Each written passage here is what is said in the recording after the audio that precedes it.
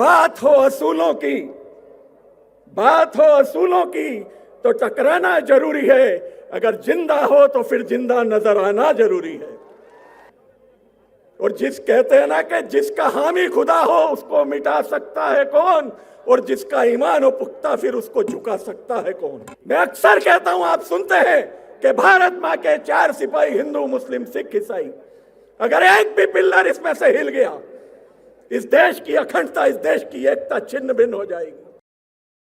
मंच पर उपस्थित आज की इस धर्म संसद के सरपरस्त अली बाबा साहब।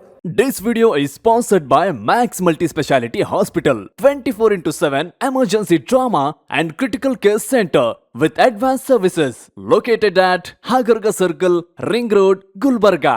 कल्याण कर्नाटका का पहला मैट्रिमोनियल ऐप, यहाँ मिलेगा आपका परफेक्ट मैच। क्या आप अपने जीवन साथी की तलाश में हैं? Call now 08047363399। Download the Janata matrimony app. हमारी एमएलए आदरणीय कनीज फातिमा साहेब और मंच पर उपस्थित सभी डिग्निटीज और आप सभी भाइयों और बहनों, सलाम वालेकुम, सत श्री अकाल। मैं अपनी बात शुरू करूं। बात हो असूलों की, बात हो असूलों की तो टकराना जरूरी है। अगर जिंदा हो तो फिर जिंदा नजर आना जरूरी है। दोस्तों, हिंदुस्तान की आजादी के बाद जब इस देश को आजादी मिली, इस आजादी को पाने के लिए, इस मुल्क की आजादी के लिए सिखों ने, मुसलमानों ने, सभी कौमों ने मिलकर अपना बलिदान दिया, अपने खून से इस देश को सींचा है। तब जाके ये गुलिस्तान बना है हिंदुस्तान। तब हम कहते हैं कि सारे जहां से अच्छा हिंदुस्तान हमारा, हम गुलगुले हैं इसके, ये गुलसिता हमारा। हिंदुस्तान की पहचान आप सभी से है। मैं अक्सर कहता हूं, आप सुनते हैं कि भारत मां के 4 सिपाही हिंदू मुस्लिम सिख ईसाई, अगर एक भी पिल्लर इसमें से हिल गया, इस देश की अखंडता, इस देश की एकता छिन्न भिन्न हो जाएगी। अगर इस देश की अखंडता को बचाना है तो हमको कौमी एकता को मजबूत रखना होगा, आपसी भाईचारे को जिंदा रखना होगा, जिसकी जिंदा मिसाल आज इस मंच पर है।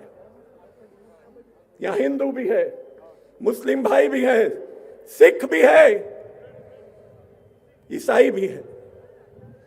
दोस्तों, हम क्यों हैं, किस कारण से हैं, इस कारण को पहचानिए। यह लड़ाई खाली मुस्लिम की नहीं है।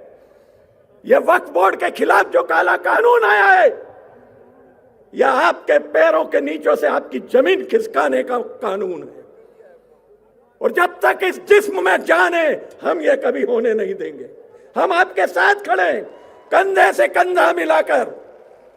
अगर गोलियां चलेंगी तो यह छाती सबसे पहले आगे होगी।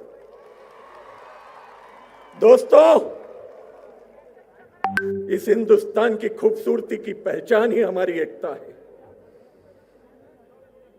और जिस कहते हैं ना कि जिसका हामी खुदा हो उसको मिटा सकता है कौन, और जिसका ईमान हो पुख्ता फिर उसको झुका सकता है कौन। अरे ईमान वालों, जग जाओ, जगने की बारी है। उन्होंने अटैक किया है संविधान के ऊपर, उन्होंने अटैक किया है माइनॉरिटी के ऊपर। पहले कोशिश करी तिबल तलाक लाके, बार बार एक कौम को टारगेट किया जाता है। जब उसको झुका ना पाए तो फिर मौका आया कि नहीं, अब इनकी जमीन खींच लो, इनकी ताकत खींच लो। लेकिन ये खींच नहीं पाएंगे, ये मुमकिन नहीं है। खुदा के नूर की आवाज को कोई मिटा ना सका, ईमान वालों को कोई झुका ना सका, अकीदा हो कुरान पे पक्का तो फिर कोई मिटा ना सका। दोस्तों, एक बात गांठ बांध लेना, यह लड़ाई ईमान की है, यह लड़ाई हक की है। ये बेईमानों की सरकार हमारा कुछ नहीं बिगाड़ सकती। कितने भी कानून ला ले, आवाम के खिलाफ जा नहीं सकती। ये आवाम अगर बिठाना जानती है तो कुर्सी से उतारना भी जानती है। आज इस मंच से मैं आपको यह विश्वास दिलाता हूं कि आने वाले कुछ समय के अंदर गुलबर्गा की आवाज संसद में गूंजेगी और इनको मजबूर होना पड़ेगा यह कानून वापस लेने के लिए। क्यों? क्योंकि इस देश की एकता और अखंडता हम सबसे है। ये रंग बिरंगे फूल जो आप देख रहे हो, इस ये जो गुलदस्ता जो सजा हुआ है, यहाँ मुस्लिम, हिंदू, सिख, ईसाई, ये सारे फूल रंग बिरंगे ही इस खूबसूरत हिंदुस्तान की पहचान है। दुश्मन कितना भी जोर लगा ले इसको मिटा नहीं सकता। आपने अभी देखा अनुच्छेद 25 से लेकर 36, 37 तक हमारे कॉन्स्टिट्यूशन को रगड़ने की, निचोड़ने की कोशिश की है। संविधान को मिटाने की नाकाम कोशिश कर रहे हैं। अरे जिस संविधान की बदौलत इस देश का प्रधानमंत्री बनता है एक चाय वाला, प्रधानमंत्री बनने के बाद वो उस देश को ही निचोड़ना शुरू कर दे। मैं अक्सर कहता हूं जिसने बाप को बाप नहीं कहा वो पड़ोसी को चाचा क्या बोलेगा।